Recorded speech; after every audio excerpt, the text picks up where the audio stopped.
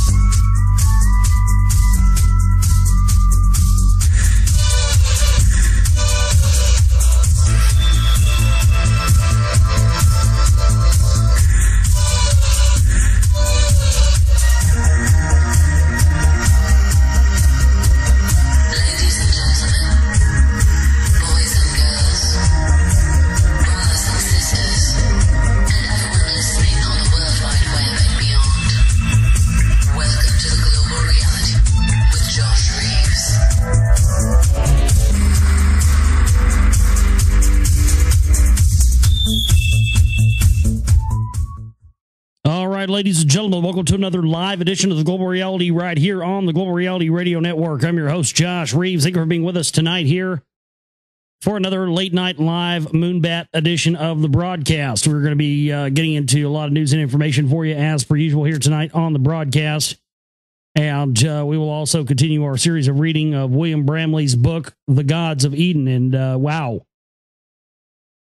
what a very revealing series of reading this has been so far. Really giving us a much greater perspective on all the topics at hand and really figuring out exactly what got us in the situation we're in now as a people, as a planet, in which also lies the keys to, of course, figuring out ways to get us out of this. And I feel a lot more optimistic now, because we're getting closer to really identifying the source and where this comes from and who was at the table in this power structure. And that's always been the big thing for me, because I don't know, for years it just seems like everything has been a band-aid. You know, nothing ever satiated my hunger to keep digging and keep pushing. And I think sometimes that's what a lot of things like voting and political groups and all this different stuff. It's there to satiate, your hunger for more and not let you get any farther than that. That way you get stuck in these things that don't ever really make a difference, that don't really ever offer up any solutions. So if you haven't been listening to our reading of this book, last night I was on with Lee Rogers for 3 hours over on his show, and it was a great show over there. Thanks to Lee again for having me on. I thought Lee did a good job last night on the show. I really tip my hat to Lee for last night's show. It's always a good show over there, but last night he seemed to have very, sort of drawn out things he wanted to ask me and wanted to hear me talk about last night, and I really enjoyed that. I hope he does that again in the future, because it really made the show a lot more enjoyable for me to be able to, because sometimes we just kind of do it seat of our pants and we don't really know what we're going to talk about. But last night, I think because Lee had some things in advance he wanted to ask me, it made for a much better show. But also last night, after the 3-hour broadcast with Lee, I came back over here on our network and actually did another about an hour or so and continued reading from William Bramley's book. So if you just caught the Lee Rogers broadcast last night, which is up on our archives as well, if that was the only show that you caught yesterday of mine, be sure you go back and hit the archives and listen to that show we did last night. Another quick reading, chapter 7 on Jehovah. And yes, somebody in the chat was asking last night, will this be made into a video? And there is. It is up on YouTube right now. Josh Reeves, who is Jehovah, that was made by Illuminated Scam. So thanks to him for doing that. So that's up there. Definitely check that out. We'll be continuing on tonight with our reading from that. We'd love to hear from you tonight as well. If you have comments, questions, you have topics, you have things you want to hear me talk about tonight, email address to send those over to is globalrealityshow@gmail.com. Globalrealityshow@gmail.com. Be aware when you send emails, most people are, I don't have to say this because I've been doing it for so long, but make sure and be aware that I am going to be reading you send me an email. I don't read every one of them. Most of them I read, a lot of them I read on air. So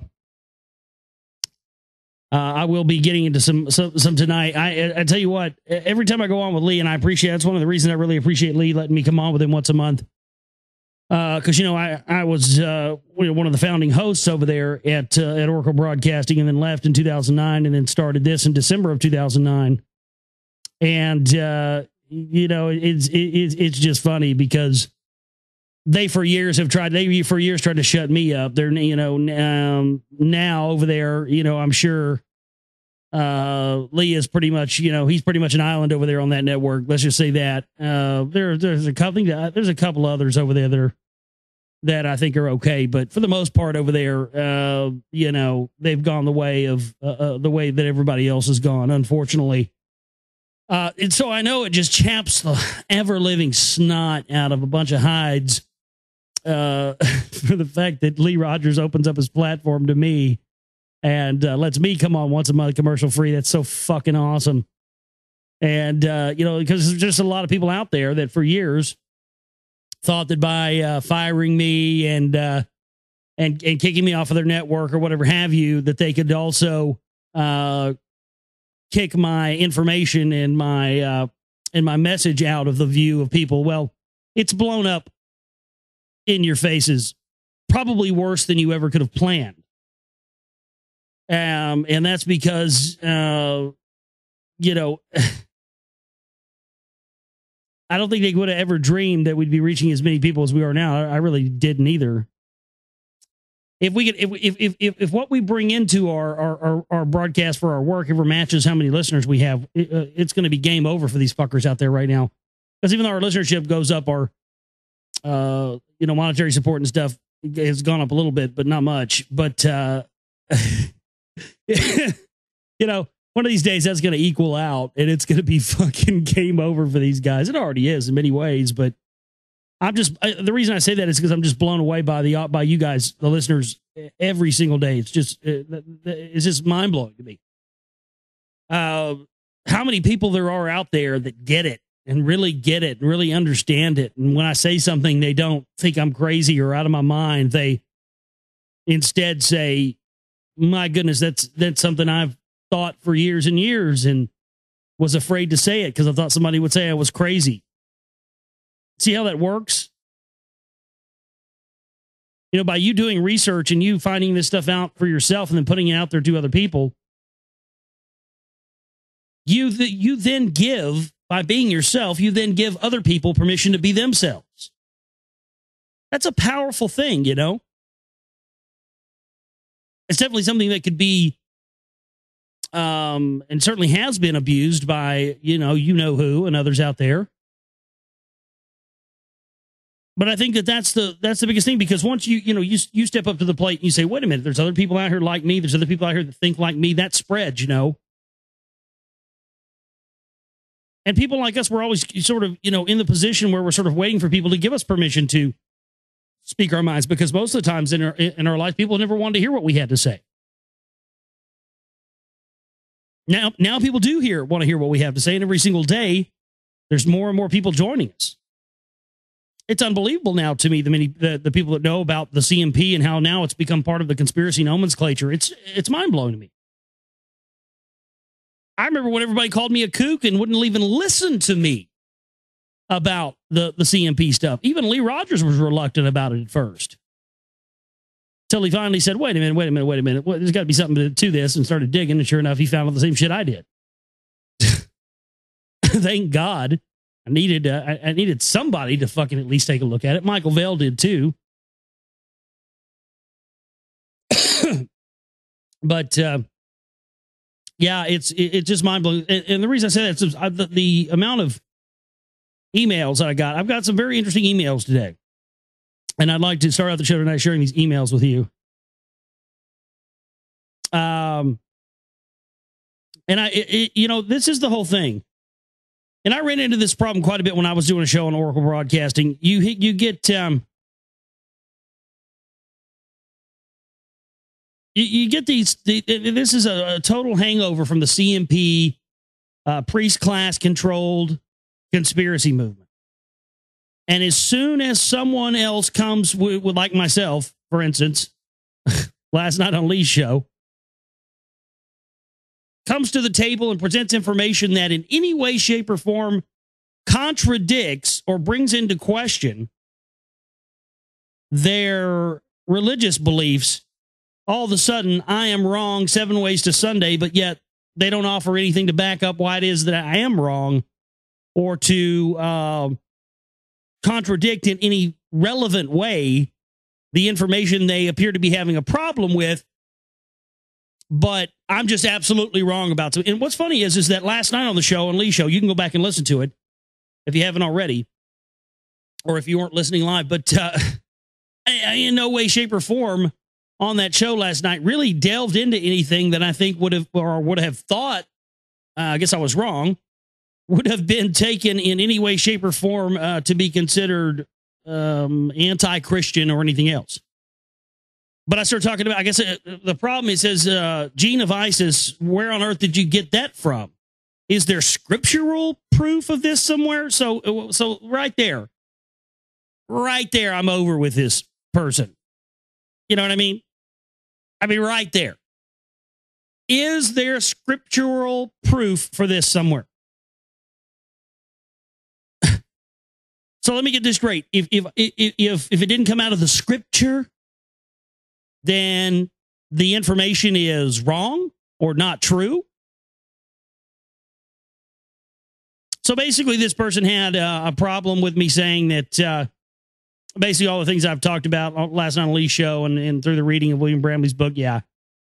And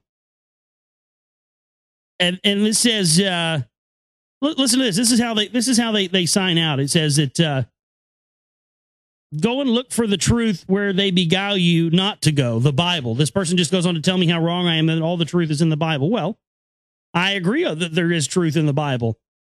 If you're reading between the lines, if you have the eyes to see and the ears to hear it, I'll tell you this. It's funny because this, I'm trying to see. I think, yeah, I'm trying to, well, is a man or a woman? I can't tell. Prior to that, I know we do have at least one listener out there in the audience that gets it.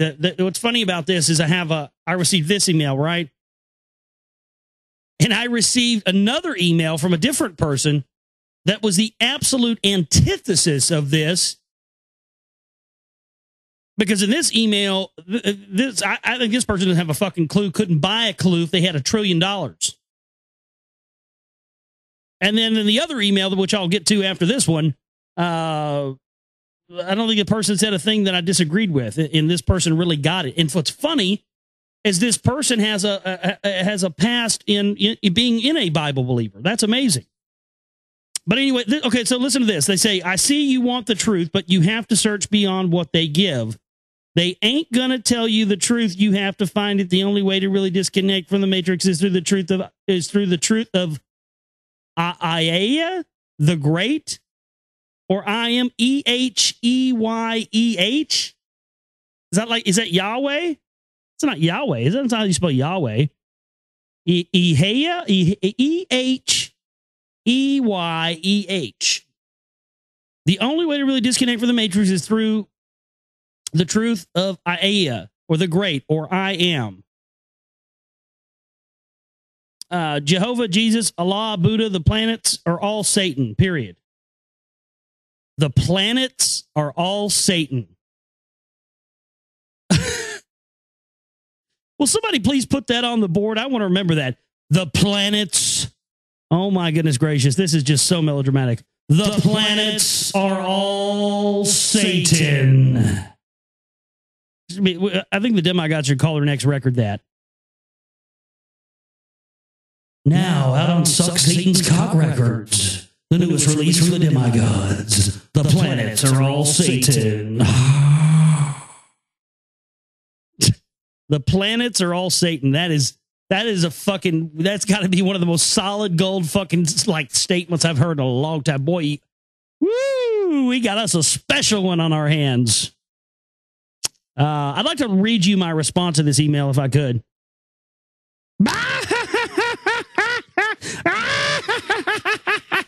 Go back to church and leave me the fuck alone. Okay, now that we got through that.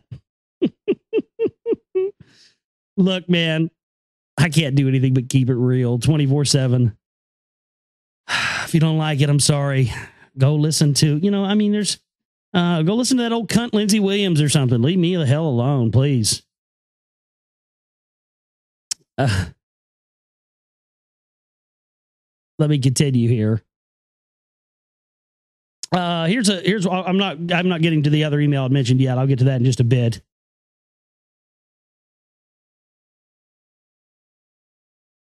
Yeah, yes, man, Hydra. That's what they were trying to say. Yeah.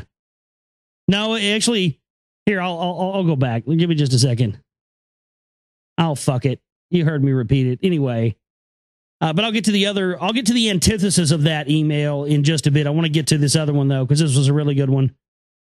This is from John in Louisiana. John says, hey, Josh, I picked up the Gods in Eden book and have been reading along with you. And I got to say, this book and your shows have put a lot of things in place for me. This information is what it is all about. Yeah, I could agree with you more there, my friend. My goodness. Especially after the past couple of nights. Please forgive me. I know I sent a lot of emails. Oh, you don't have to apologize for that. I mean, she can send me whatever. I mean, what I don't like is when people, which doesn't happen very often, just don't spam me with articles and crap like that. I don't care. But if you're going to send me emails and it's you writing an email to me and you have words to say, then you can send as many to me as you want. I don't care. If you got something to say it, man. Send me an email. That's fine. I'll take it. Don't worry about that. Don't ever apologize for sending too many emails. If I think you're sending too many, then I'll get up here and make you feel like a 10-inch pile of shit on air and say, hey, Stevie McFucknuts, whatever your name is, quit sending me emails. But unless I do that, don't worry about it. I know I sent a lot of emails to you and Lee bashing on the Vatican and these priests, but man, how can you not feel some honest hate for these groups? Yeah, I mean, look at the shit they've been involved in, man. I mean, they've just been going on unabated and completely untouched thanks to the phony half-truth movement and patriot movement and the rest of that. They have kept humanity from knowing our true potential since the beginning of time. I also feel we have a duty to expose these people and let others know this info, but I'm in Baton Rouge, Louisiana. It's like little Vatican City down here, man. Almost everyone you talk to is Catholic. Shit, my sister turned Catholic a few months ago. You can't tell these people shit, dude. I was raised Pentecostal, and I thought that religion was hardcore, but Catholics seem to be on another level. Fuck, man, I know. It's unbelievable. It's a giant cult, man. It's the largest, most successful cult of all time. Catholicism. That's why we can't play with kid gloves anymore. Fuck these dudes. In big bold letters, he says. Yes, indeed. Religion is the same as the occult. It's all put there to keep you from knowing and to keep you in control. Anyway, dude, just want to say your show is the most important one around because you really do try to bend those motherfuckers over, and that's why people gravitate to you, man. That's awesome. What a statement that is. Thank you. It's your energy, yeah. Keep giving it to them without any lube. Keep giving it to them without any lube, bro, and I hope you do a show tonight because it's my 33rd birthday. I'm illuminated now. Love the show, and thanks again, man. No lube. That's how he ended it. He said no lube again. John, Louisiana. Well, John, for you, my friend, we will let the other motherfuckers but not for you tonight, my friend. Happy 33rd birthday to John, Louisiana, man. Thank you so much for shooting me the email. And yes, indeed. No motherfucking lube. Yeah. So there you go. But let's go. I want to get into this other email here, and this was great too. This was just this one put a smile on my face, and then I got another one after that, and it put a smile on my face even bigger. So the next two emails Really, it gets better. I know. How could it get better than what I've already told you, right? It gets even better. This is great. Listen to this. So this is a complete antithesis. And what's going on in Louisiana? I mean, you guys got fucked by FEMA down there. What, everybody's awake now? It's unbelievable. We get all these emails from people in Louisiana, man. It's great. If I give you any tip, though, get the fuck out of Louisiana. Please. If New Madrid goes off, that fucking place is going to be a wasteland. Get the fuck out of Louisiana now. So this is the antithesis of the person who was obsessed with the Bible earlier. It says, Josh, I listened to the archive, Live Free or Die, this morning. Simply amazing is the truth you so clearly demonstrated with your words. You found this in the Gods of Eden book and the Sumerian text both. Yes. A lifelong Bible believer, I realized a few years ago that the Bible, as taught by religion, is nothing more than an outright lie. Ripping it apart was necessary, and I was ready to walk away and never look back when I saw something I had never seen before. Exactly what you refer to. The secret that has kept mankind under control and not allowing humanity to know who they are can be found in that entire book we call the Bible. What I saw after ripping it apart is the truth of who mankind is and always has been. The Bible is one riddle after another. Any and all contradictions in that book are each of us, as we view reality from differing perspectives. In other words, Jesus, quote unquote Jesus, is a smoker, a gambler, hangs out with rebels, sleeps around, gets angry, smokes weed, cusses like a sailor, has a radio show, and is waking up to his or her true identity with the knowledge of that the imagination is the force of creation. I couldn't agree more. The Bible is not a religious book, except when interpreted by religion. It's the story of mankind, both male and female.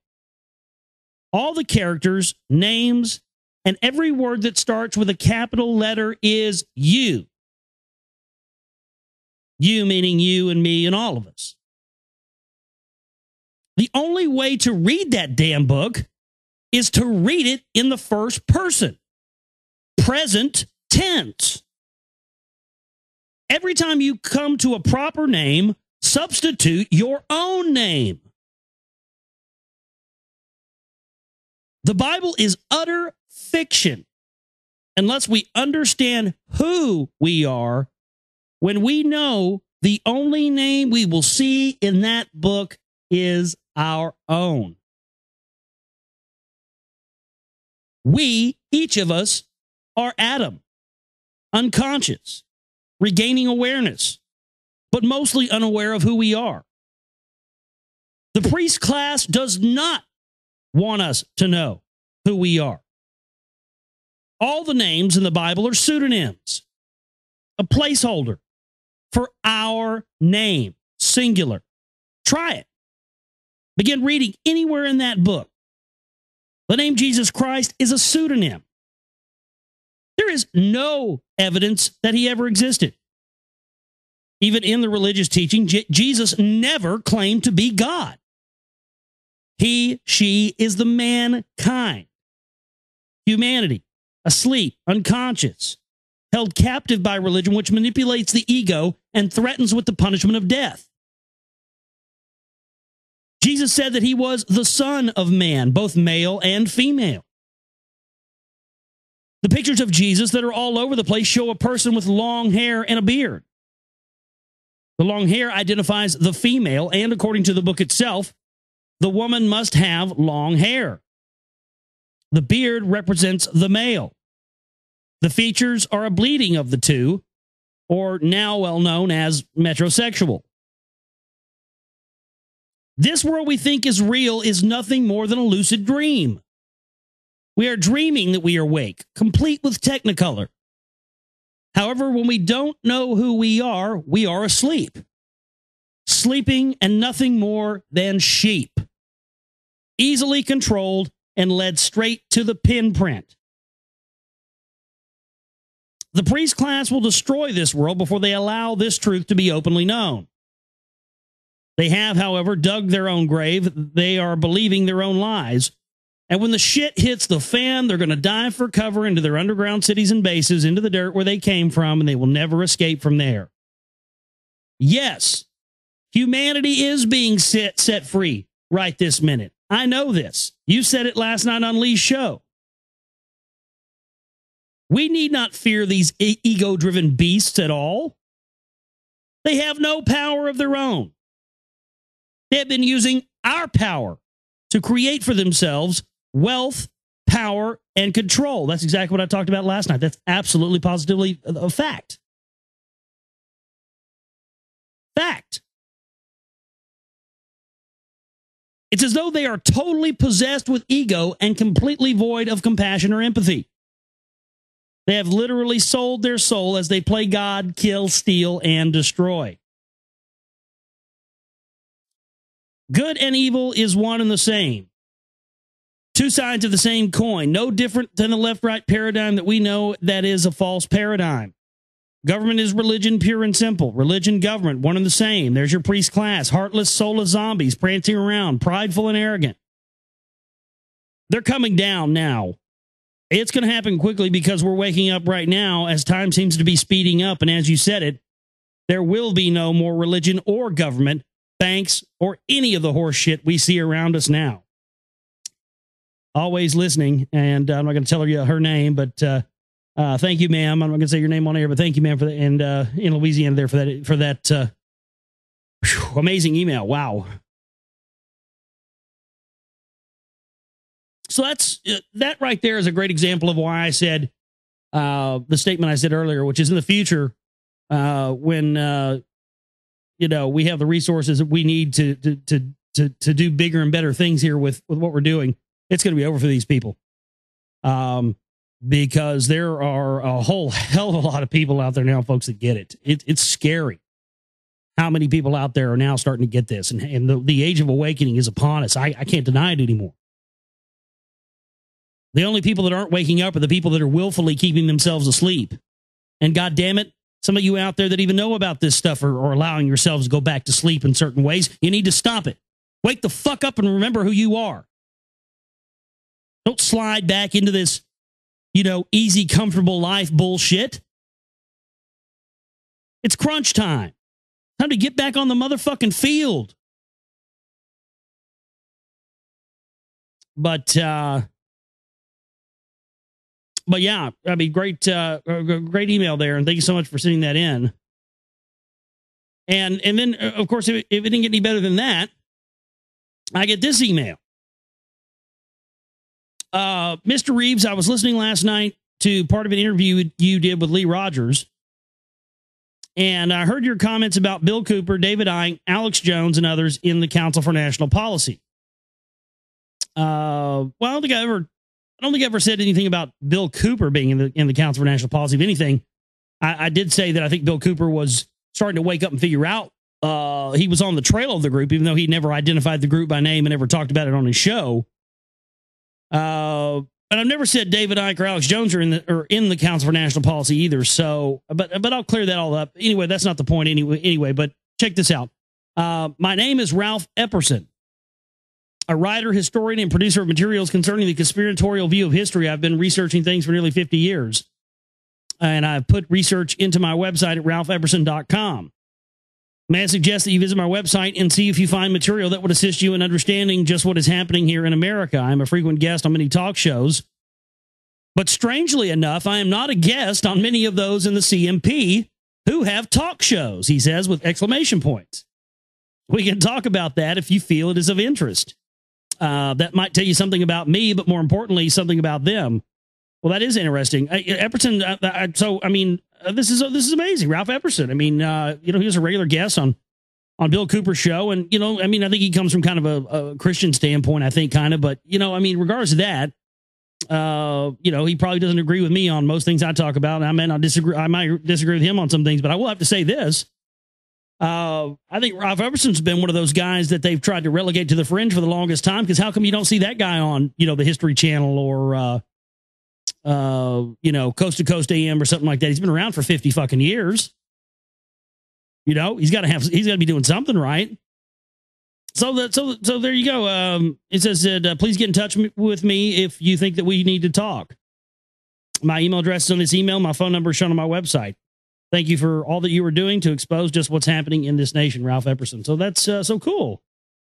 Hey, that's really awesome, man. I've never been. I don't think I've ever been contacted before by, especially somebody of that stature, to actually ask to come on the show. That's very cool. Or at least have a conversation. So I'm going to try to get Ralph Epperson on the show and see what happens. Should be cool. Should be fun. I think that you never know what we might gain from each other if we if we exchange some information. But that's very cool. I mean, I've kind of prided myself. One of the things I wanted to do here, and I have really done, is I wanted to kind of interview all of the people that were the kind of the godfathers of the conspiratorial research, at least the ones that I thought were okay. But I have, I interviewed Eustace Mullins. I've interviewed Jim Mars twice. I interviewed Anthony J. Hilder for like 3 hours one day. I had him on for like 3 hours. Who else? Peter Dale Scott. He's been writing about stuff for years and years and years.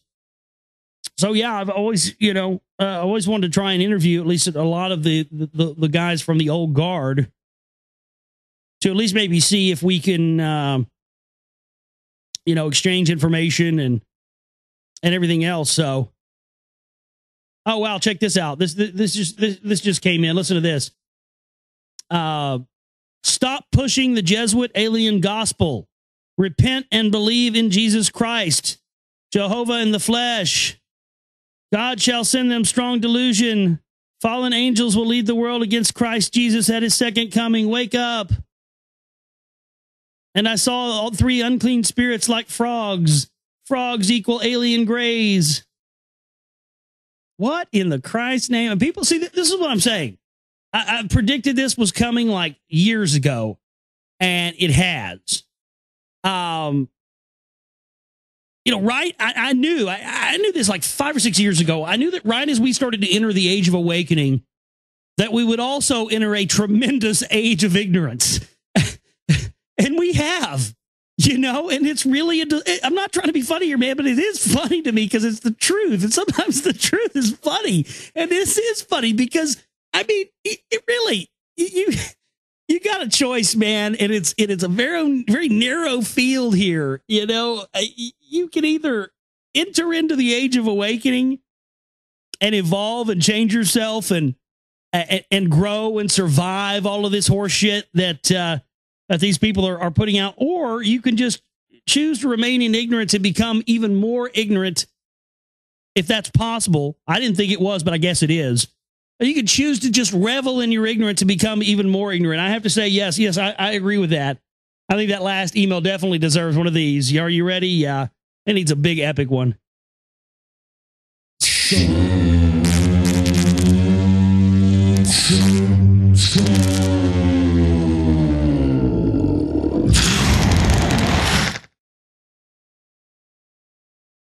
Absolutely. Repent. Quit worshiping them frog aliens, nerd. Yeah, frog aliens, man. That's what I'm into. Shit. How'd you know? You caught me. You caught me. Yeah. Frog alien grays. Wow. Yeah, good stuff though there from the emails. Love to hear from you as well. If you've got any emails you want to send in tonight, globalrealityshow@gmail.com. It's globalrealityshow@gmail.com. And you can send me those there, and I'll do my best to get to those and read them all there. But it's funny how it amazes me these reactions, and these reactions are always generally coming from. Oh no, not generally. They are always coming from entities and people who are completely, utterly, fucking, devastatedly brainwashed by these phony religions. I mean, That seems to be the only people that have ever. And you know what's funny about these people? They always send you emails that are hateful. That's what I could never get at a very young and early age when I would see people that were really, really, really religious and going to church all the time and all totally into that. I was always so suspicious of that at an early age. I don't know how I knew it, but my gut told me at an early age that was bullshit. I don't know why. I just knew it was. But it's amazing to me. I thought you were supposed to, be kind and love your brother and all this horse shit. These guys don't fucking believe in that. They're more hateful than anybody. I had a guy one time because I called Jason Burmis I did this when I was back on Oracle. I called Jason Burmis what'd I call him? Some of y'all might remember. I said if you call yourself an info warrior, only a douche would self-apply the name info warrior. That's what I said. Info douche, essentially, or something like that. But yeah, info warriors. And this Christian sent me this email and said, "How dare you defile that name that was given to us from God?" This person literally sent me an email and said that the term info warrior was a gift from God. Well, if you like gifts from God, I've got one that I haven't flushed yet over here. I can send you. That's a gift from God, too. Let me tell you. Went in my body's one thing, came out of something else. That's a gift from God, if you ask me. Put a label on it, put it on GCN, and call it the info turd. Fit right into their schedule, I think. Anyway, we'll take a break, come back, jump into the news tonight. If you've got any more emails, globalrealityshow@gmail.com. Hit us up over there.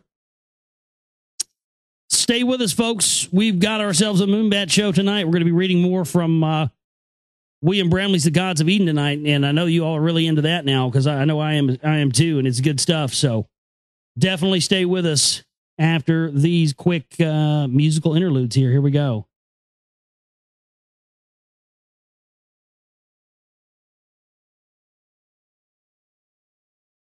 Yeah, false flag. I didn't have the tune ready. A fucked up thing, sometimes because I never pick. There's never any sort of method to the songs I pick. I always just pick whatever I can find easily and readily available.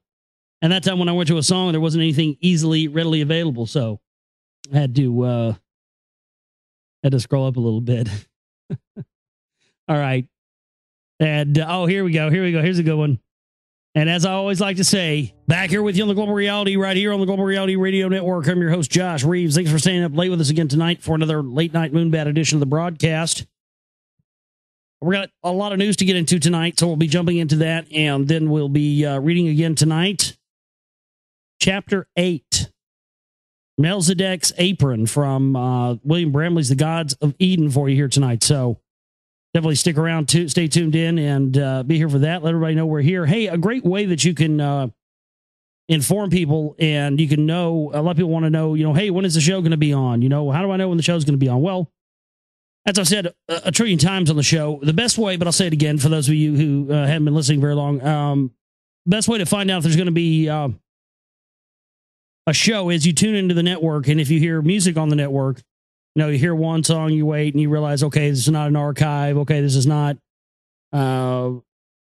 whatever, or it's not a commercial break. Then you realize, okay, well, it's live now, and you'll generally see the title of the song come up on your player. But another great way is I generally go in the chat room and tell people that I'm going to be coming live the next 30 minutes or an hour. And so there's a group on Global Reality Radio Network on Facebook. It's sort of the unofficial Facebook page of the network. I don't have an official network page, but that's run by some of our listeners, and they put out bulletins and stuff when it's going to be on. So you can definitely go check that out, and that should be an invaluable tool for you to be able to figure out, maybe have a better idea when the show's going to be on. So there you go. All right, chip and banner and donate button is at the website. The chip and banner is there for the bills for the month, and then we have the donate button there for for everything else, for our films, for our work. So we can grow and buy more equipment to make the films better and look better. And as soon as we're able to do that, we'll be able to start really, the thing about it is that no matter how good my information is in a lot of these films, I just, I don't have the technical abilities at this point, at this stage of the game, to be able to make these things look, like something you'd see in the theater. But once we eventually were able to get to that level, where we can get like a Mac or something like that. Eventually, once we get to that level, that's going to give us the ability to be able to reach a lot more people, because, then things look like that people are used to looking like. But, until then, we're going to continue to put out the films that we can in the format we have. And whew, man, wish I had a team of people. Being one person doing everything in the film is just, man, it's time consuming and wears you out. Cause man, just editing audio and shit alone is a big part of it. There's that's what people don't understand. Like a lot of the work in doing a video is actually the audio of it. Believe it or not. Anyway, let's jump into some news now. I don't think we have any more emails here. Again, thanks to everybody who sent in emails.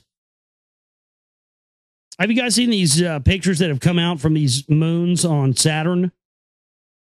They look more like flying saucers than icy moons, but Pan and Atlas are two of Saturn's strangest satellites. Scientists have long been puzzled how the oddly shaped moons, which are only 20 miles across, came to be. Researchers based at the European Space Agency now think they have some answers after studying several years. It looks like fucking Pandora off of Avatar or something.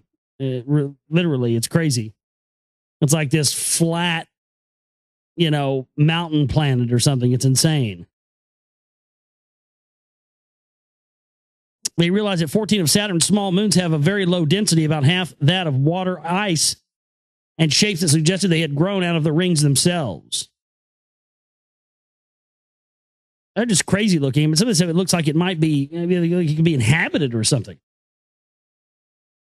mean, how little we know and how little we've been allowed to know is just staggering, and especially when in light of some of this stuff we've been talking about with William Bramley recently. Unbelievable stuff.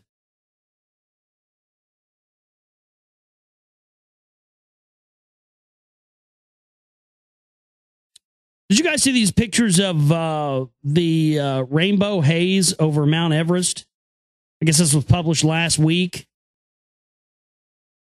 It makes you wonder, because there's all the people out there that blame everything on HAARP, and not to say the HAARP isn't real and HAARP isn't a real thing they use, because of course they do, but don't get me wrong. But at the same time, everybody seems to blame everything on HAARP. But last week there were these strange, oily looking freaking clouds over Mount Everest. It makes me wonder if there's any sort of tectonic or earthquake activity happening in the area of Mount Everest right now. I mean, I don't know. It's just kind of a weird thing that those would appear there.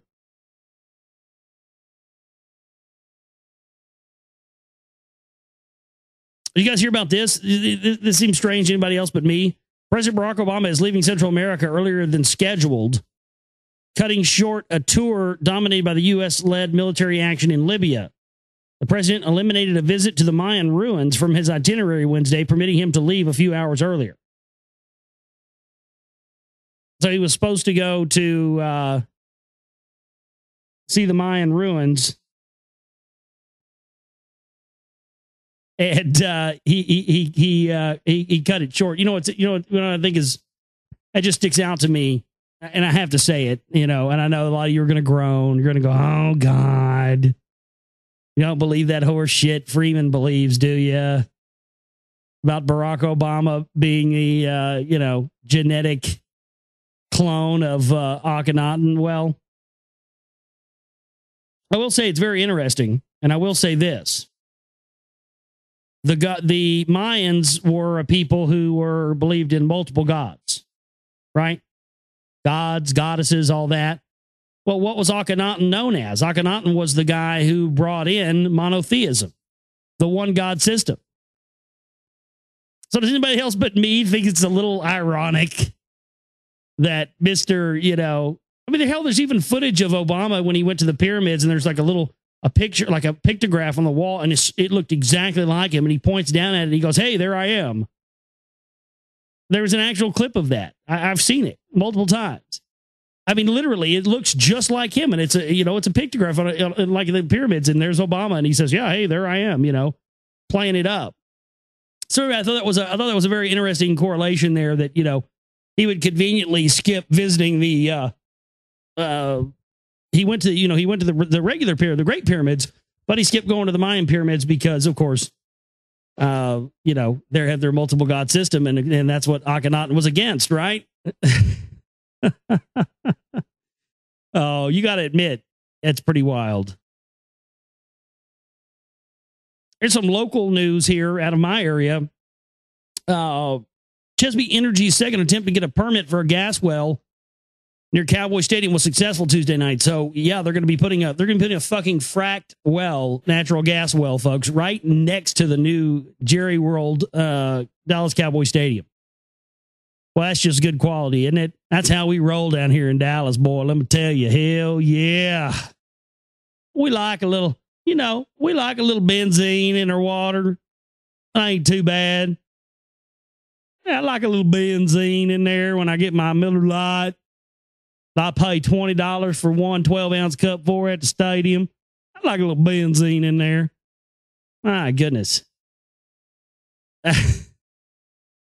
So yeah, just if you ever come to Dallas, you ever come to the stadium, don't drink anything within like 20 miles of there.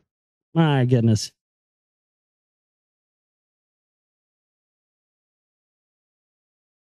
Religion may become extinct in 9 nations, study says. A study using census data from 9 countries shows that religion there is set for extinction, say researchers. The study found a steady rise in those claiming no religious affiliation.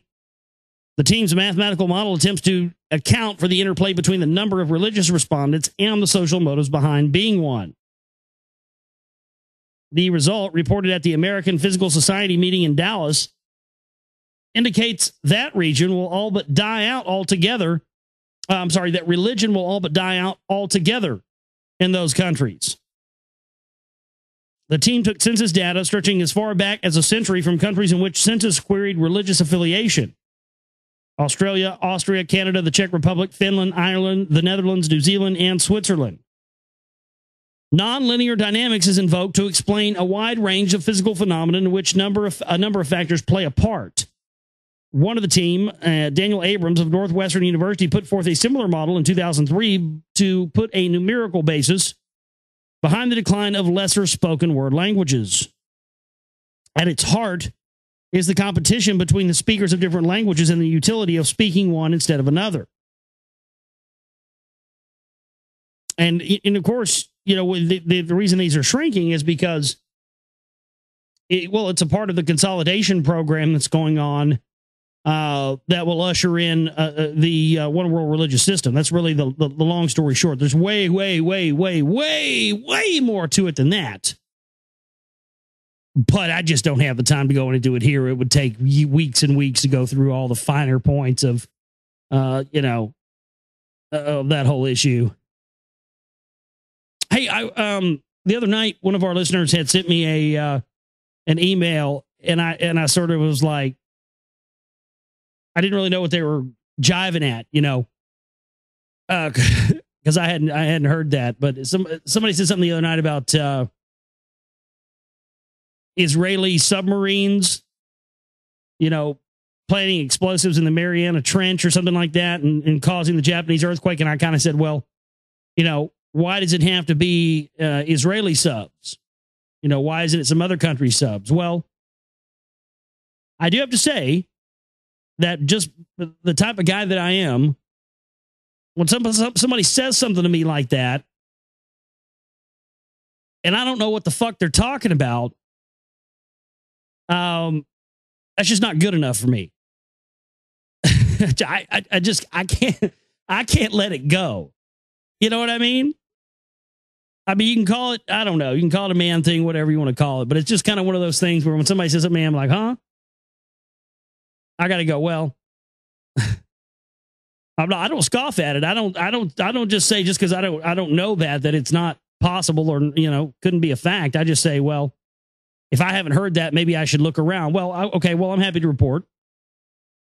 Got a couple things here for you. So for the listener out there who said, hey, Israeli submarines, Mariana Trench, blah, blah, blah, this is for you.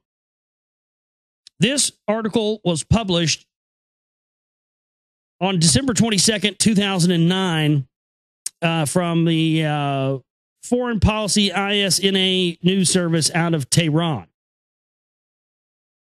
Japan could be one of Iran's nuclear partners. Iran has announced readiness for nuclear interaction with other countries, and Japan could be one of them, said Foreign Ministry spokesman Ramin Mahanaprost on Tuesday. Speaking in his weekly press conference when asked whether Japan will replace Russia for nuclear cooperation with Iran, he said the visit to Japan's nuclear power plants by Secretary of Iran's Supreme National Security Council Saeed Jalili were upon invitation by the Japanese side. Oh, my goodness. Oh, the plot thickens, doesn't it? This is not a sensitive issue. Iran is a nuclear country with local nuclear know-how and has announced readiness for interaction with other countries. Japan could be one of them. Mahanaprost also said that Iran offered Iraq to host its annual neighboring countries conference in Tehran in a bid to help the country further unity before its parliamentary elections. Regarding the reports that U.S. officials may also be attending the meeting, he said, our suggestion was that Iraq's neighbors participate at the conference. Further, he referred to Yemen events and the bombardment of the north by the country by the U.S. fighters, saying, we regret the situation in Yemen. We regard it as a fratricide and a domestic conflict. Unfortunately, a correct way is not perused to resolve it, he said. Added military resolution is inhumane and not appropriate. Yemen's crisis must end soon as possible through negotiation and dialogue, he asserted. So what we have here from a story going back to 2009 is a report that Japan was working in tandem, or going to be working in tandem, and be the one that was going to replace Russia as the supplier of, well, I'm sure, nuclear fuel rods or whatever else to Iran. So, I mean, that's probable cause. So the email that I got sent the other night by this gentleman saying, submarine shooting explosive in the Mariana Trench causing the earthquake in Japan. Maybe you weren't too off the mark with that, my friend. You had a little bit of smoke. I looked up that article, found a little bit of smoke. Here's another article out of the Jerusalem Post that adds a little bit more smoke to the pile. And before you know it, we're going to have ourselves a fire here. Israeli firms' cameras recording Japanese nuclear core. Bam! Security cameras installed by Israeli defense company at Fukushima plant have the ability to detect presence of radioactive clouds in the air. So Israeli cameras in the nuclear core. Ha ha ha ha. Well, so see, just to let you know, don't ever let it be said that just because you say something to me and I don't know what it is, or I'm not familiar with it, that I'm just going to dismiss it. No, that's a challenge. It's just like that's exactly what Peter Dale Scott did. He brought the CMP up to me and I heard that shit and I hadn't heard those letters before. And he said it was connected to something with the right wing in Blackwater in Dallas. I went, I'm on that shit. I'm on it now. And I've been on it ever since. Whew. As the world continues to gaze with concern at Japan's Fukushima nuclear power plant, high-tech security cameras installed by an Israeli defense firm are now recording events at the troubled core from an insider's vantage point. The Arava-based Magna BSP company, which specializes in producing and installing stereoscopic sensory and thermal imaging cameras, has been contracted to place cameras around one of the plant's 6 cores, the core that has been experiencing explosions and overheating. Speaking to the Jerusalem Post Monday night, Magna's head, Haim Sibioni, said that the thermal cameras also had the ability to detect the presence of radioactive clouds in the air, but added that Magna had not been able to gain access to the images recorded by the cameras at this time. Because we are using these special cameras, we can also identify radioactive clouds due to the spectrum that our cameras can sense. Although Magna is able to gain remote access to its computer system, which receives the camera's images, Siboni said that his company has not been yet authorized to do so. We have not been allowed to take control remotely. Oh, that's odd. Magna has been asked to secure a second core at the Fukushima power plant in the near future. So there you go. Where there's smoke, there's fire. There's two connections to Israel. There's the probable cause there with Japan helping Iran with their nuclear fuel. Yeah. This thing's got global Mossad written all over it, doesn't it? I mean, they're just running worldwide ops right now. My goodness, if they'd have ran these, there'd have been open fucking fires in the street, y'all, if Bush would have been pulling off this many operations at once. My God. We've got a liberal in there now, so there ain't no war going on. I'm just going to go drink my latte and I'm going to go home and watch reruns of Friends tonight, yes? Because Black Jesus is taking care of the country. Don't have to worry about anything now. It's great. Love it. Love my life. Stupid Republicans. Such hate mongers. I don't like them one bit. Let's see what else we have.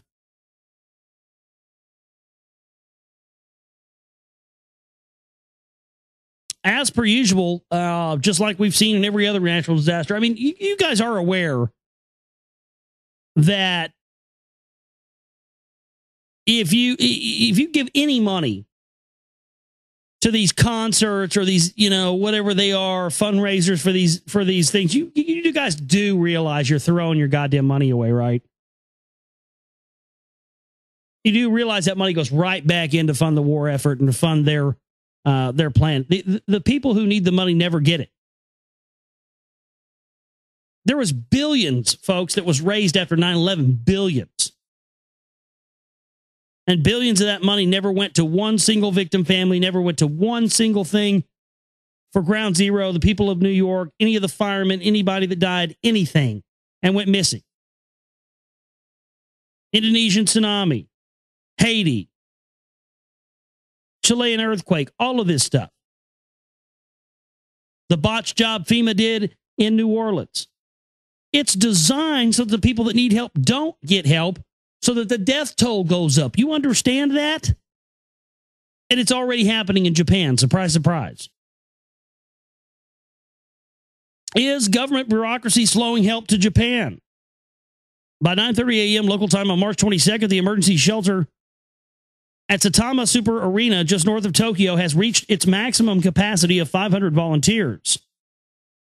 The other 1,500 do-getters wanting to help the displaced people of Futaba, the town closest to ground zero of the earthquake and tsunami-damaged Fukushima Daiichi nuclear plant, were turned away by volunteers holding hand-printed cardboard signs that said, "We are sorry, but we cannot take any more volunteers." Inside the arena, which normally hosts rock concerts, some 5,000 earthquake, tsunami, and nuclear plant refugees are trying to carve out a normal routine in their makeshift homes. But this goes on and on. So it says that, they're getting plenty of everything that they need in, but nobody's getting it.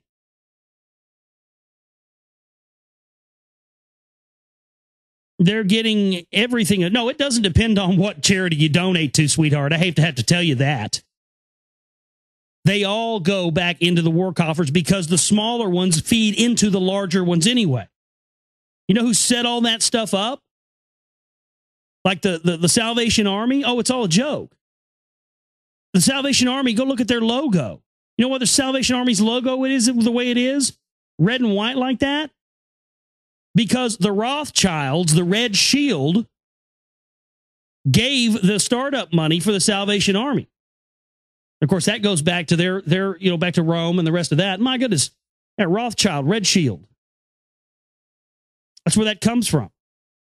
Rich been doing it to the poor for thousands of years. Unbelievable.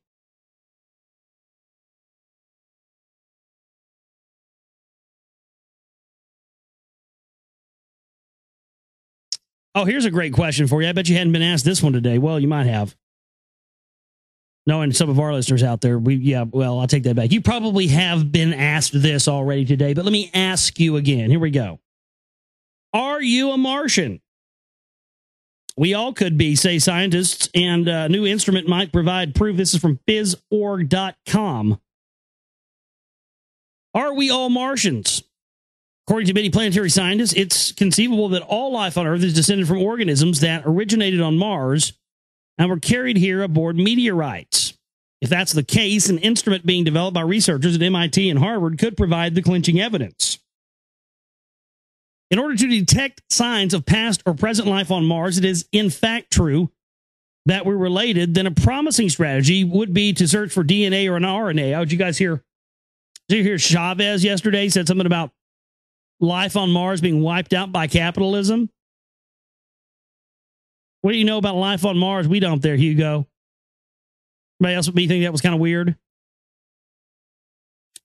Then a promising strategy would be to search for DNA or RNA, and specifically for particular sequences of those molecules that are nearly universal in all forms of terrestrial life. That's the strategy being pursued by MIT research scientist Christopher Carr and postdoctoral associate Clarissa Louis, working with Maria Zuber, head of MIT's Department of Earth, Atmospheric, and Planetary Sciences. And also Gary Ruvkin, a molecular biologist at the Massachusetts General Hospital and Harvard University, who came up with the instrument concept and put together the initial team. Louis put together a summary of their proposed instrument called the Search for Extraterrestrial Genomes at the IEEE Aerospace Conference this month in Big Sky, Montana. The idea is based on several facts that have now been well established. First, in the early days of the solar system, the climates on Mars and Earth were much more similar than they are now, so life took a hold on that planet. So that life took hold on one planet could presumably have survived on the other. Second, an estimated 1 billion tons of rock have traveled from Mars to Earth, blasted loose by asteroid impacts, and then traveling through interplanetary space before striking Earth's surface. Third, microbes have been shown to be capable of surviving the initial shock of such an impact, and there is some evidence that they could also survive the thousands of years of transit through space before arriving at another planet. So the various steps needed for life have to be started on one planet and spread to another, and are all plausible. Additionally, orbital dynamics show that it's about 100 times easier for rocks to travel from Mars to Earth than the other way. So if life got started there first, microbes could have been carried here, and we might all be its descendants. Oh, well, my goodness. You know, I didn't think that was going to be the... See, it took me reading half the motherfucking article to get it down to it and realize this is that same rehashed Martian rock bullshit. And bullshit's a harsh word. I mean bullshit, you know, metaphorically, because you know, there very well could be true. There could very well could be some truth to that. But again, I've covered this story in one way, shape, or form 20 times in the course of doing radio for the past 4 years. And they roll it out each time like it's new information. I remember hearing about that fucking shit 15, 16 years ago. But they constantly are pushing this idea. Oh, yeah, see, we're slowly acclimating them to the idea that life on Earth didn't come from here. Right? But we're not going to tell them about, you know, the genetic tinkering by the Anunnaki and all that. What we're going to do is we're going to say, well, yeah, life on Earth originated from some other place, happened by accident, evolution happened, blah, boom, shit, we're here. So they can then, again, ride the perimeters of understanding like they always love to do.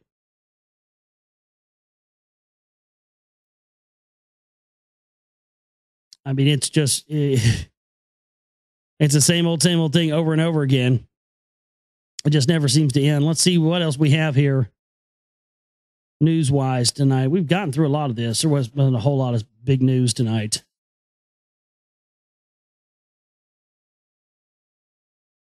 Some of this stuff, I'm just like, I could give a fuck. Oh, I do want to read this because Lee Rogers wrote it. This is up on roguegovernment.com right now. Steve Quayle hypes bullshit rumor of Chinese troops in Mexico. Somebody had sent me an email, and I'm sorry that I didn't address this earlier. So I guess me not addressing it on the show earlier probably most likely told you my opinion on it. You know what I mean? So I apologize, listener, for the email that you sent and asked me about this subject, and I didn't tell you what I thought about it because, you know, come on. But this is written by Lee Rogers. There are a number of people within the realm and scope of the so-called Christian-based patriot movement that promote rumors, fear, and lies in order to get people to visit their websites. and to also listen to their radio shows and buy their products. Steve Quayle has proven over a substantial period of time that he's perhaps one of the biggest bullshit artists and rumor spreading liars in this community. The sad part is that most people continue to believe the endless amounts of bullshit that he hypes, no matter how many times the rumors that he has spread turn out to be false. Quayle is no different than the boy who cried wolf, and his actions in promoting these rumors is entirely irresponsible. The latest story that Quayle is promoting this rumor of Chinese troops and armored vehicles in Mexico. The story supposedly originates from a truck driver who reported seeing things 60 miles south of Laredo, Texas. The alert gives no contact information for the supposed witness, nor provides their full name, so it is impossible to independently verify if this person is even real. There are also no other sources except for Quayle who is saying anything about the prospect of Chinese troops in Mexico. Such a large military movement of Chinese troops and military equipment would not go unnoticed, except for a single truck driver that just so happens to feel like providing the information to Steve Quayle alone. The story has zero credibility. Quayle also has consistently hyped up the threat of martial law and gun confiscations that often come up in the form of alerts from someone who only goes by the name Hawk. Whenever the alerts turn out to be false alarms, Quayle credits himself and Hawk for exposing the operation, and they credit their exposure of the operation as the reason why it didn't happen. Any jackass can make up something completely out of thin air, and when it doesn't happen, claim that the event didn't occur because they exposed it with their reporting. It's the most insane nonsense anyone can imagine, but gullible morons continue to believe the garbage that Quayle promotes. I keep coming back to see what bullshit Hawk will report next. It is becoming more and more clear that a lot of these Christian patriots are actually working on behalf of the New World Order as controlled opposition front. They're using fear and rumors to fuel a disgusting agenda, and it is this agenda that is not good for this country or Americans as a whole. We will do our best to expose and debunk any additional rumors from Steve Quayle and other people from his ilk if he continues. The guy, there's a lot of people out there that do that, though. But Steve Quayle is one of the best. But what they do is, they concoct these fake threats, and conveniently, these fake threats always seem to line up exactly with the products they try to sell you on their websites.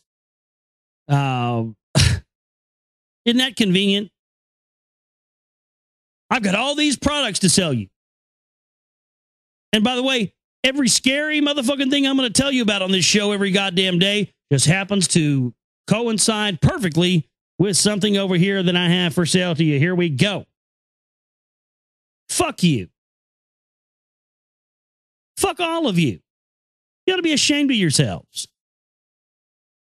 You know, I scrape by over here with what I get from my listeners, and the reason I get anything is because I don't try to sell people anything. Most of all, I don't try to sell anybody any ideologies either. You believe what you want to believe. I'm just here as a vehicle for information and a vehicle for perspective. That's it. These guys, man, you guys are so over. It's over for you. Your time is done. Hope you like digging ditches, son, because that's what it's about to be.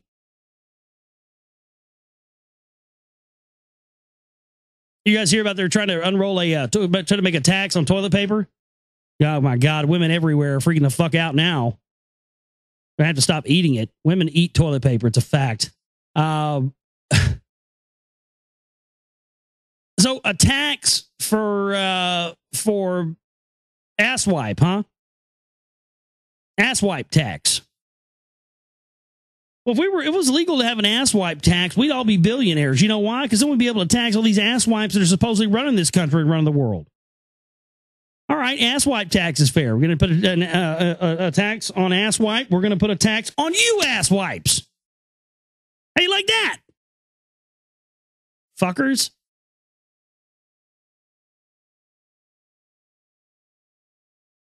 All right, I'm done with the news tonight. Fuck the news. I'm done with it. We'll take a break, come back, and when we get back from the break, we will be reading more from William Bramley's The Gods of Eden tonight.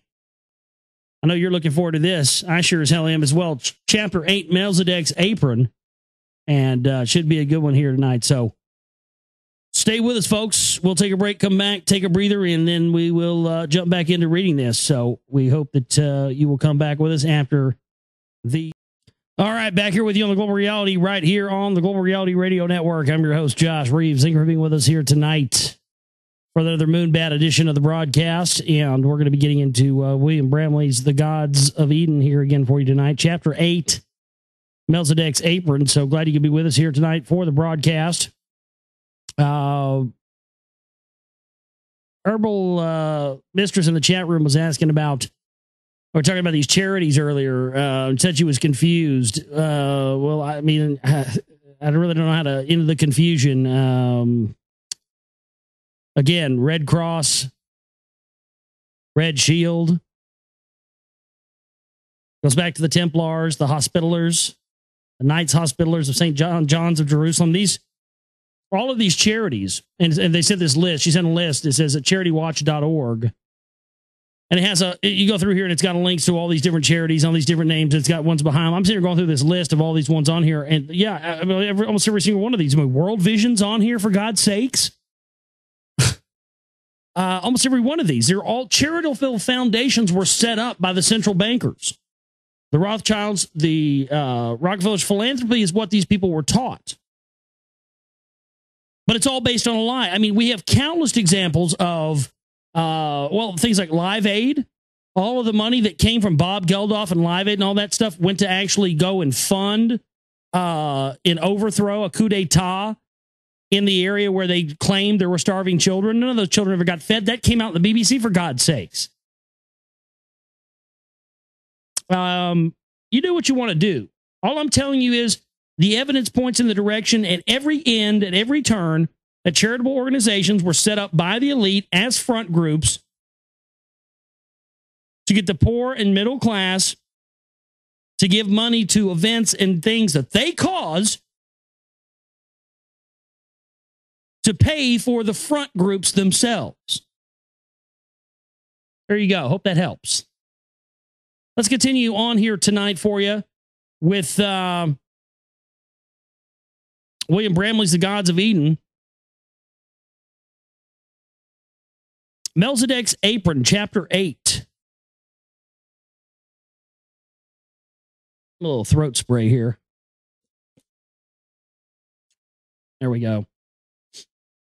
Of all the biblical kings, few are more colorful or legendary than Solomon. Wealth beyond imagination, wise beyond words, and a slave driver unequaled. Solomon's most famous accomplishments was the construction of a magnificent complex of buildings, which included an opulent temple reportedly made of the finest stone and generously ornamented with gold. In the political sphere, Solomon made history by reestablishing long-severed ties between the Hebrews and Egypt. Not only had Solomon become an advisor to Egyptian Pharaoh Shishak I, he also married the Pharaoh's daughter. During the time he spent in Egypt, Solomon took instruction in the Brotherhood. Upon returning to Palestine, Solomon created his famous temple to house the Brotherhood in his own country. Naturally, Jehovah was the principal god of the new temple, although Solomon permitted the adoration of other local gods such as Baal, which was the chief male god of the Canaanites. Solomon's temple was modeled after the Brotherhood temple in El Amarana, except that Solomon omitted the side structures which had caused the El Amarana temple to be shaped like a cross. Building Solomon's temple was no small task. To carry out this architectural feat, Solomon brought in special guilds of masons to design his buildings and to oversee their construction. Those special guilds were already important institutions in Egypt, and their origins are worth looking into. Architecture is an important art that shapes the physical landscape of a society.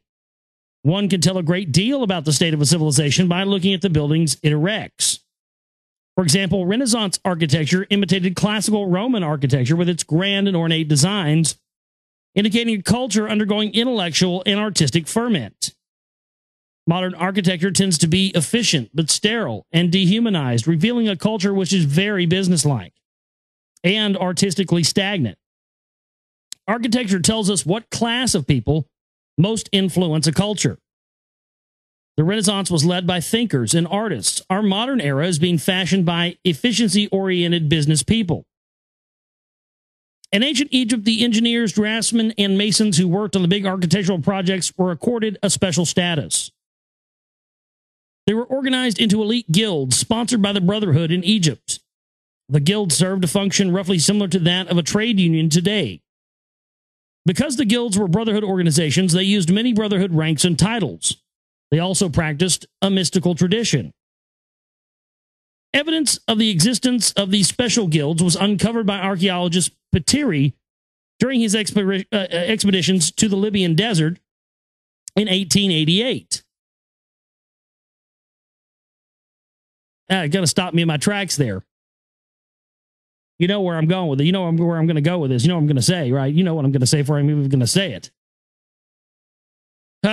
Here we are again. You know, I just was thinking about that last night when I was on Lee. What's going on in Libya? The first evidence of the guilds that were basically, you know, the precursors to Freemasonry were found in Libya. Wow, isn't that that's just coincidental, isn't it? With everything else we've been talking about. Yeah, coincidence, I'm sure. During his expedition to the Libyan desert in 1888 and 1889, in the ruins of a city built around 300 BC, Dr. Patiri's expedition uncovered a number of papyrus records. One set described a guild that held secret meetings around the year 2000 BC. The guild met to discuss working hours, wages, and rules for daily labor. It convened in a chapel and provided relief to widows, orphans, and workers in distress. Right. Exactly. Ironically, again, that's exactly what I was just talking about with the charities earlier. See, the secret societies and all these people, like, again, the Knights Hospitaller of St. John's of Jerusalem that later became the Knights of Malta, which came way after what we're talking about here. This goes back prior to Freemasonry, prior to this, you know, this is Egyptian mystery religion era stuff here. And here we are in one of the earliest secret societies, the brotherhoods, their guilds. They had places that provided relief for widows, orphans, and workers in distress. Again, hospitallers. That's why the Freemasons are involved in so many charities. The Scottish Rite Hospital, they're involved in the Shriners, all of that stuff. The organizational duties described in the papyri are very similar to those of warden and master in a modern branch of the Brotherhood, which evolved from those guilds, Freemasonry. Another reference to the guilds is found in the Egyptian Book of the Dead, a mystical work dating from about 1591 BC.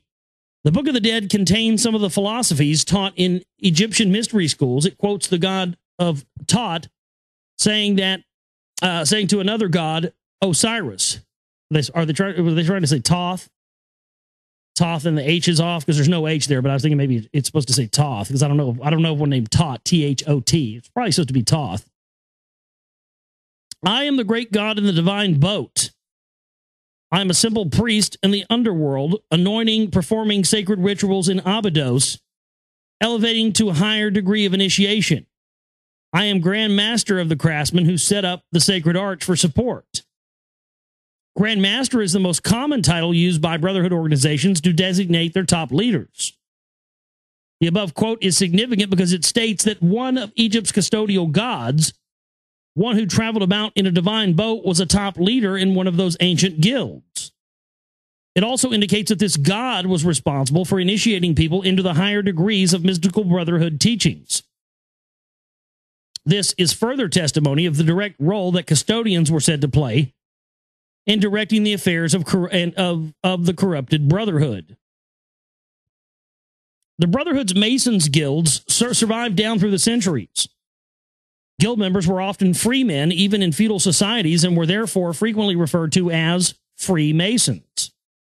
The guilds of Freemasons even eventually gave birth to the mystical practice known today as Freemasonry. The mystical Freemasons became a major brotherhood offshoot that would take on a great political importance later in history. As spiritual knowledge within the brotherhood was being replaced in ancient Egypt by incomprehensible allegories and symbols, costumes became increasingly important because of their symbolic value. The most visible and important piece of ceremonial garb in many brotherhood organizations, including Freemasonry, has long been the apron. The symbolic apron, the nut apron of Jobulon, as our chatters like to call it. The symbolic apron, which is worn at the waist like a kitchen apron, provides a stunning visual link between the ancient custodial gods and the Brotherhood Network. Many Egyptian hieroglyphics depict their extraterrestrial gods wearing aprons. Right. Well, you know what else is very interesting about that? The little statues that come from the Ubaid period of Samaria. That's prior to Samaria, the Ubaid period. There are these little reptilian statues. Somebody in the chat room's got to have the reptilian statues that were stolen out of the Iraq National Museum in 2003 by our special forces. Who's got them? Somebody post them. Those have on aprons too. Where are they? Where are those? How come we don't have those? How come we don't have those where we can be talking about those? Oh, and they're made out of clay too. Did it say that the gods or God made man out of clay? Well, makes those rumors of, you know, weaponized Nephilim blood and super soldiers in Iraq seem a little bit more plausible now, doesn't it? The priests of ancient Egypt wore similar aprons as a sign of their allegiance to the gods and as a badge of authority. On display at the Egyptian Museum in San Jose, California, in an ancient Egyptian statuette discovered in a tomb in Abydos, the statuette depicts an Egyptian prince holding his hands in a ritualistic posture that Dr. Lewis of the Rosicrucian Order describes as familiar to all Rosicrucian Lodge and chapter members. A prominent feature of the statuette is the triangular apron worn by the prince. The Egyptian Museum believes that the statuette was carved as early as 3400 BC during Egypt's final dynasty. If this date is accurate, then the symbol of the apron and one of its associated mystical rituals came from the period of Egyptian history when the gods were said to be so literal that furnished homes were built and maintained for them. Well, if you want to see a great example of a furnished and maintained home for one of these gods, you have to look no further than the Temple of Hathor at Dendera. It's just a fact. It's exactly a great example of one of those. The earliest ceremonial aprons, man, Hydra's got the pic of the apron in the reptilian statue from the Ubaid period. Yeah, that's what was stolen from the Iraq National Museum in 2003 by our special forces. You got to ask why. Every single living human on this planet should be asking the question why right now. But why aren't we? The earliest ceremonial aprons appear to have been simple and unadorned. As time went on, mystical symbols and other decorations were added. Perhaps the most significant change to the apron occurred during the reign of the famous Canaanite priest king, Melchizedek, who would have achieved a very high status in the Bible. Melchizedek presided over an elite branch of the Brotherhood named after him, the Melchizedek priesthood. Beginning around the year 2200 BC, the Melchizedek priesthood began to make its ceremonial aprons out of white lambskin. White lambskin was eventually adopted by the Freemasons, who have used it for their aprons ever since.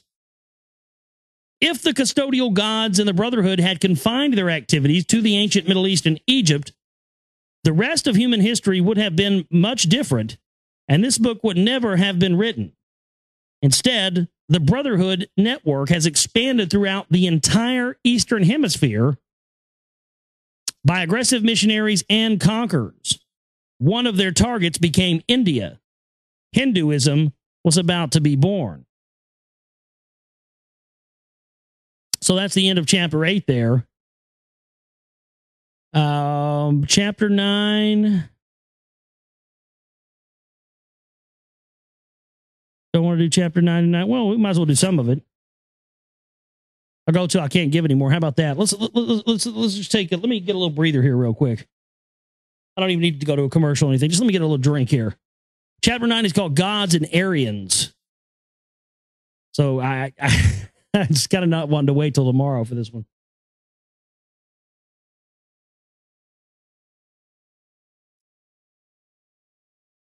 All right, here we go.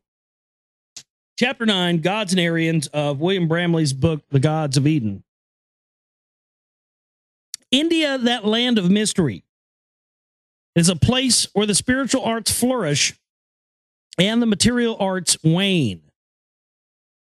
It is a country where nearly all life is held sacred, yet millions starve. To many, the nation of India and the religion of Hinduism seem almost inseparable, as though they were created together, and together they may one day die. The Hindu religion is adhered to by nearly 85% of India's almost 800 million population. Yet the India we have come to know and most of the religion it practices today were not created in India at all. The caste system, the majority of the Hindu gods, the Brahmin rituals, and the Sanskrit language were all brought in and imposed on the Indian people by foreign invaders many centuries ago. Somewhere between 1500 BC, the time of Thutmose in Egypt, and 1200 BC, the time of Moses, the Indian subcontinent was invaded from the northwest by tribes of people known as Aryans. These Aryans made themselves India's new ruling class and forced the native Indians into a subservient status. Precisely who are the Aryans? Precisely who the Aryans were and exactly where they came from is a puzzle still debated today. Historians have generally used the word Aryan to denote those people who spoke the Indo-European languages, which include English, German, Latin, Greek, Russian, Persian, and Sanskrit. Aryan has a narrower racial meaning. It is often quite used to designate mankind's non-Semitic white-skinned races. There are many theories about where Aryans first came from. A common hypothesis is that Aryans originated in the steppe plains of Russia. From there, they may have migrated to Europe and down into Mesopotamia. Others believe that the Aryans arose in Europe and migrated eastward. Some theorists, occasionally for racist reasons, claim that Aryans were the founders of the ancient Mesopotamian civilizations and were therefore the world's first civilized peoples. Well, wait a second. Wait. Again, remember I told you this has just been a few things in here that I've disagreed with when we've read them, and I find that each one of them that I've disagreed with I find very, very interesting, because each one of them seems like subtle disinfo to me, not just me disagreeing with what William Branley is saying. You know what I mean? Because it's the caveat he adds on. I'm always suspect of anybody who adds a caveat to something before they get to the meat and potatoes of what it is the caveat is about. You understand?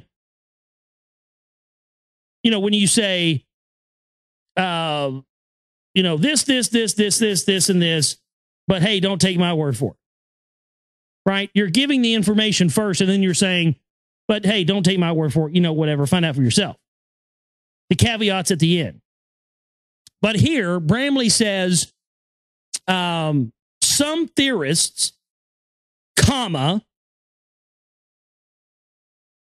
occasionally for racist reasons, caveat. Then he explains, see, no. It's supposed to be the other way around, buddy. That right there speaks very, very highly of this. There's an agenda here with this information, at least this part of it. Some theorists, occasionally for racist reasons, claim the Aryans were the founders of the ancient Mesopotamian civilizations and therefore the world's first civilized peoples. Well, there is truth in that. There is truth in that, but Bramley's not even giving you the whole story. Hopefully he will. The Sumerian texts talk about the genetic manipulation programs that were going on, and they were using various small amounts of their own DNA on different indigenous peoples. And by the time they found the Caucasus Mountains people, that were the white-skinned people that, as it said, that he had just claimed, came down from possibly from Europe and down into Mesopotamia from Russia and all this stuff. They were the ones who were then given the most and the largest amount of the Anunnaki DNA and were found to make the best slaves, and not only the best slaves, but also the best ones to be able to be put in charge and be the custodians and the go-betweens, because they were made with the most DNA of the quote-unquote gods. So for me, for Bramley to not know that is just, a lack of knowledge and reading what those say. I guess they're, well, white is right. We started Mesopotamia, blah, blah, blah, blah. Well, no. There was a whole race of people that were there before they were. But, you know, just because people make a claim about something that isn't true doesn't mean that that isn't based in some truth, but he doesn't give you that here. So I'm sorry, but I felt the need to point that out. This theory was promoted during the brutal Nazi regime of Germany to bolster its Aryan supremacy idea. The Nazis even claimed that Aryans were originally created by godlike superhumans from a very different world. A similar belief was expressed earlier in history when Spanish conqueror Pizarro invaded South America in 1532. The South American natives referred to the Spanish invaders as viracochas, which meant white masters. Native legends in South America told of a master race of huge white men who had come from the heavens centuries before. According to the legends, those masters had reigned over South American cities before disappearing again with a promise of return. The South American natives thought that the Spaniards were returning viracochas, so they initially allowed the Spaniards to seize the Americas' gold and treasures without resistance. Whatever the true origin of the Aryan race may or may not have been, many religions and mystical beliefs have been expressed throughout the world about the supposed superiority of the Aryan race over other races. And this is where all the eugenic stuff it comes from, folks. This is their belief. That's why we have the the IAAEE, the International Association for the Advancement of Ethnology and Eugenics. I mean, this is the heart of the Eugenics Foundation, and that lying son of a bitch, Alex Jones, never brings it up, never talks about anything else, because if he implicates that group, he implicates the whole end of the people that control him, which is the Jesuit order, which is the Vatican, which is the priest class. That's why he'll tell you this information is a distraction. Because again, when you really research into it, and just like that, earlier when I was talking about how that person said something about the Israeli, subs and all that, and I hadn't heard that, and that spawned me to look that up. That was the same way for me when I used to hear Jones, say what was a distraction. Well, don't look into that. Don't look into that. That's dumb, whatever. And I'd be like, well, if he's telling me not to, maybe I should. And then lo and behold, look what you find when you look into stuff that people tell you not to.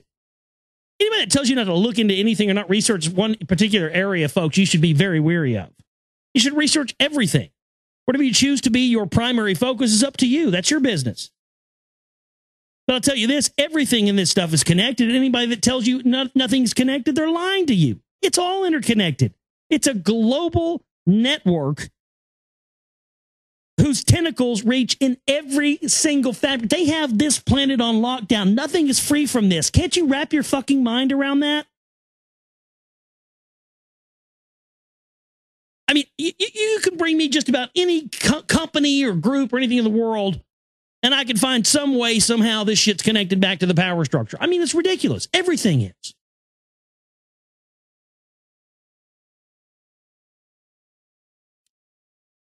Whatever the true origin of the Aryan race may or may not have been, many mystical beliefs have been expressed throughout the world about the supposed superiority of the Aryan race. Aryanism is the elevation of white-skinned Aryans over other races based on the notion that the Aryans are the chosen or created race of the custodial gods. And Aryans, therefore, spiritually, socially, and genetically are superior to all other races. Considering the dismal purpose for which mankind was reportedly created, Aryanism would simply mean that Aryans were, at best, superior slaves. This is little glory in that. There is little glory in that. Other races, however, such as the Japanese, also possess similar legends of having been born of extraterrestrial gods. Yeah. Well, the Chinese, too. The Chinese believe, like, they're the tip top of the people that run China. They believe their ancestor, where all of their bloodline spawned from, was this fucking serpent woman thing. I shit you not. Not even fucking kidding you. It's not like a myth or anything. They believe it. I can't remember the name of it, but it's this like Chinese fucking serpent woman, fucking snake woman thing that they say all of the Chinese royalty all fucking came from. It's out of fucking control. They believe they came from a fucking snake woman. And I don't doubt for a minute that they did.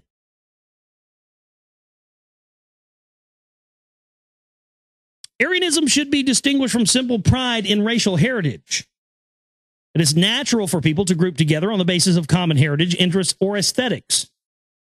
Every such group tends to have a certain amount of pride in the thing which holds them together. This will be true of stamp collectors joining a phylactic society or of black people participating in a black consciousness group. People will band together on the basis of almost anything they find mutually important or enjoyable. There is no harm in people feeling pride in their racial heritage. The harm comes when this pride turns into prejudice after those who do not share the same traits. After all, skin color is ultimately superficial. When we recognize individuals as spiritual beings, the bodies they animate become no more important than the cars they drive. Yeah, exactly. I've seen that for the longest time. Unfortunately, I exist in a world where nobody else sees it that way. So they see me and they see my meat suit and they think that this is me. And they think they know everything about me by what I look like. Let me tell you something right now. All of you fucking ladies out there, all you fucking guys who think that I'm fucking nothing or nobody, let me tell you, you don't know me, but you're superficially judging people by their skin and what they look like, and you are missing out on everything. Believe me, you take a look at me, you have no idea the person that is inside this body is inside this body, but let me tell you, he is. When we recognize individuals as spiritual beings, the bodies they animate become no more important than the cars they drive. Despite this, racial distinctions are one of the easiest ways to polarize people into factions. Racism has been one of the most successful tools used on Earth to keep humans disunited. The type of Aryanism described above has contributed greatly to this polarization and has done much to promote the nonstop racial conflicts which have plagued mankind throughout history. Not all brotherhood organizations had an Aryan tradition. In the many that did, being an Aryan was considered vital to spiritual recovery. This belief hastened materialism by twisting the urge for spiritual survival into yet another obsession with the body. This time concerning skin color. The fact is, skin color appears to have had no bearing whatsoever upon one's inherent spiritual qualities or upon one's ability to achieve spiritual salvation. The Aryans invaded India just before monotheism was created in the Brotherhood. But at a time when the Brotherhood had already begun sending out missionaries and conquerors in India, the Aryan conquerors established a complex religious and feudal system known today as Hinduism. Hinduism proved to be yet another branch of the Brotherhood network. Some Brotherhood organizations in the Middle East and Egypt maintain close ties with the Aryan leaders in India and frequently sent students to be educated by them. Because of the Aryan invasion, India became an important world center of Brotherhood network activity and remains so today. The Aryan leaders of India claimed obedience to the same type of space-age custodial gods found in Mesopotamia and Egypt. Many of the human-like gods worshipped by the Aryans were called Asura. Hymns and devotions to the Asura were found in a large collection of Hindu writings known as the Vedas. Many Vedic descriptions of the Asura are intriguing. For example, the hymn to Vata, god of wind, describes a chariot in which the god travels. This chariot has a remarkable similarity to Old Testament descriptions of Jehovah. The first four lines of the hymn declare, "Now Vata's chariot greatness, breaking goes it, and thunderous is its noise. To heaven it touches, makes light lurid, with a red fiery glare, and whirls dust upon the earth." The rest of the hymn describes wind in a very literal and recognizable manner. The four lines quoted above, however, seem to describe a vehicle which travels rapidly into the sky, makes a thunderous noise, emits a fiery light, and causes dust to whirl on the ground. Other remarkable translations of the Vedas have been published by the International Society for the Krishna Consciousness, a worldwide Hindu sect founded in 1965 by retired Indian businessmen and devoted to the Hindu deity Krishna. ISKC translations depict ancient Hindu gods and their human servant kings in spaceships engaging in interplanetary warfare and firing weapons which emit powerful beams of light. For example, in the Srimad Bhagavatam, the 6th canto, part 3, we read, "One time while King Karakatu was traveling in outer space on a brilliantly engulfed airplane given to him by Lord Vishnu, he saw Lord Shiva." Pretty direct.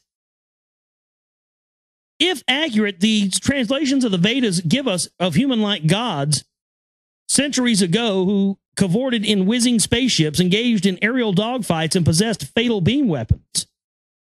As in Mesopotamia and Egypt, many Hindu gods were obvious fabrications, and the apparently real gods had an enormous mythology woven about them.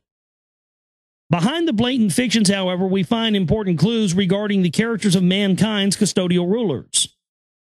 Hindu writings indicate that people of diverse races and personalities made up the custodial society just as they do in human society. For example, some gods were portrayed with blue skin. You know, when I always saw that when I was a kid, when I saw, Hindu stuff and I saw that they're, all the Hindu religious stuff had people with blue skin on it. Man, you weren't fucking fooling me for a second. I knew when I was like 6, 7, 8 years old, I'd see that shit in books or whatever. I'd be like, those are aliens. Of course, adults would tell me, oh, shut up. You think everything's an alien. And they still say that to me today. Well, when you're right, though. Others displayed a kinder and more benevolent attitude towards human beings than others. By the time of the Aryan invasion, however, the oppressive ones were clearly the dominant ones, and this was evident in the social system imposed on India by the Aryans. That system was unmistakably designed to create human spiritual bondage. As elsewhere, this bondage was partially accomplished by giving spiritual truths a false twist.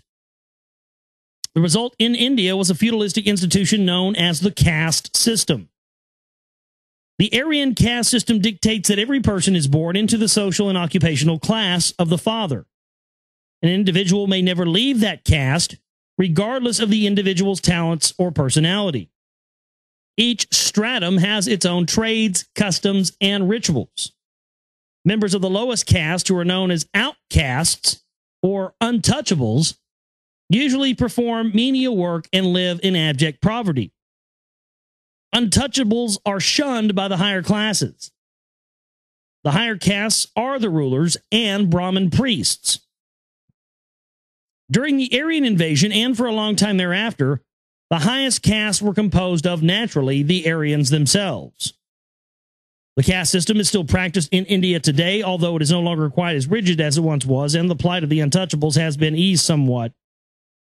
In northern and some parts of western India, the lighter-skinned Indians who descended from the original Aryan invaders continue to dominate the upper castes. Force and economic pressures were the initial tools used by the Aryan invaders to preserve the caste system. By the 6th century BC, distorted religious beliefs emerged as a third significant tool. The Hindu religion contains the truth that a spiritual being does not perish with the body. Hinduism teaches that upon the death of the body, a spiritual being will usually search out and animate a newly born body. This process is often called reincarnation and results in the phenomenon of so-called past lives. Many people are capable of recalling past lives, sometimes in remarkable detail.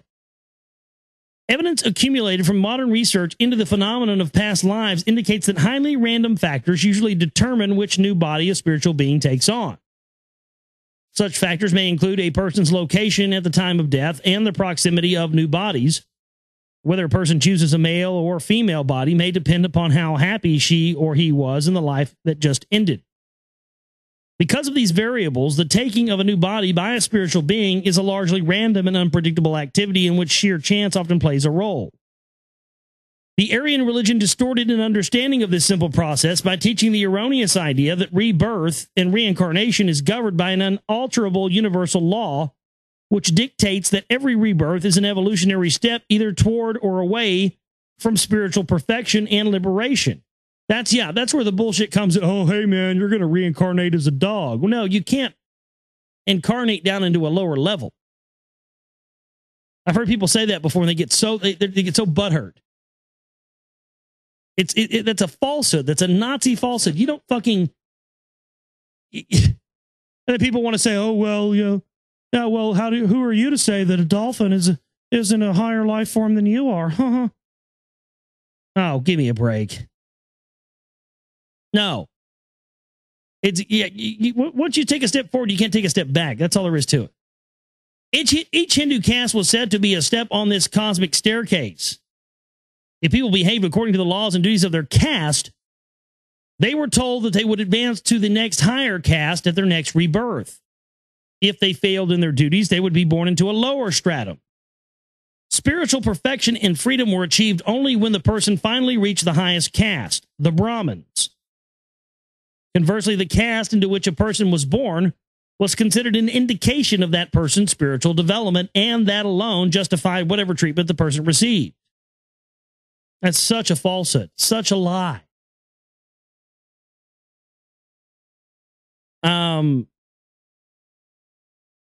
You know, it's really strange. Because who our souls choose to incarnate as is a very strange thing. Believe me, I have dealt with that my whole life. I wonder every day why I chose to incarnate in this body, but hey, I did, so I'm here, and that's all I can do is make the best of it and try to do the best I can while I'm here. It's my mission. The purpose of such teachings is clear. The caste system was designed to create a rigid feudalistic social order similar to the one created in Egypt under the pharaohs, but carried to an even greater extreme in India. Hindu reincarnation beliefs accomplished two other custodial aims. Hinduism stressed that obedience was the principal ingredient bringing about advancement to the next caste. At the same time, Aryan beliefs discouraged people from making pragmatic attempts at spiritual recovery. The myth of spiritual evolution through a caste system hid the reality that spiritual recovery most probably comes about in the same way that nearly all personal improvement occurs, through personal, conscious effort, not through the machinations of a fictitious cosmic ladder. I could have said it better myself. Symbolism has a limited yet important role in Hinduism. One of Hinduism's most important mystical emblems is the swastika, the broken cross. This is the symbol which most people associate with Nazism. The swastika is a very old emblem, and it has appeared many times in history, usually in connection with brotherhood mysticism and in societies worshiping custodial gods. While its exact origin is unknown, the swastika appears already in ancient Mesopotamia. Some historians believe that the swastika may have also existed in India before the Aryan invasion. This is possible because several pre-Aryan cities in India were engaged in trade with other parts of the world, including Mesopotamia. Whatever its origin may have been, after the Aryans invaded India, the swastika became a prominent symbol of Hinduism and Aryanism. As for the swastika's meaning, we discovered that the swastika was a symbol of good luck or good fortune. It was a sun symbol, is what it meant. It was a dualistic symbol of both the sun and representing the sun, and passing it down from the caste system from the father to the son. That's another thing it represented, was the caste system, being a symbol of the top of the caste system, meaning the custodians or the Aryans or whoever else. That's the sun above everything else. But it was bastardized anyway. They turned it around and use it for a completely different intent when you shift it. It's supposed to be square, but when you shift it like the Nazis did, you give it a totally different negative power. An intriguing study of the swastika was published in 1901 in the Archaeological and Ethnological Papers of the Peabody Museum. According to the author, Zila Nuttall, the swastika was probably related to stargazing. Ms. Nuttall points out that the swastika has also appeared in civilizations with a developed science of astronomy, and it's been associated with calendar making in some ancient American civilizations. Because of the swastika's frequent association with custodial gods, it may have begun as a symbol representing the home civilization of Earth's custodial masters, coming somewhere from within the Big or Little Dipper. Hinduism is a curious religion in many ways.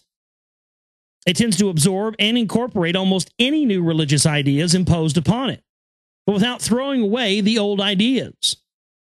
For this reason, the Hinduism of today is actually a mishmash of several major religions and those which swept through India in the past, such as the Aryan religion, which still predominates, and Buddhism and Mohammedanism, which both arrived later.